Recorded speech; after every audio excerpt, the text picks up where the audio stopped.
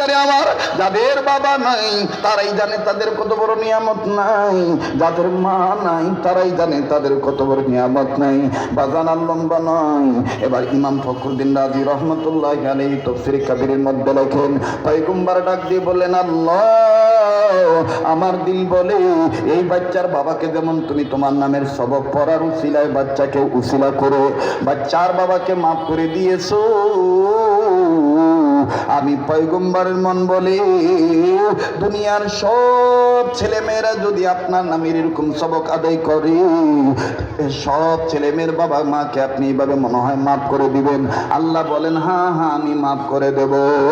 এবার পয়গম্বর বলে, আল্লাহ দেন না, ডাক দেন না, দেন না, দেন না, দেন না। আবার বলেন না আল্লাহ। পয়গম্বর ডাক দিয়ে বললেন, আল্লাহ সবকটা কোন সবক আমি তোমার দরবারে জানতে চাই। আল্লাহ ডাক দিয়ে বললেন, পয়গম্বর সবকটা ছিল এই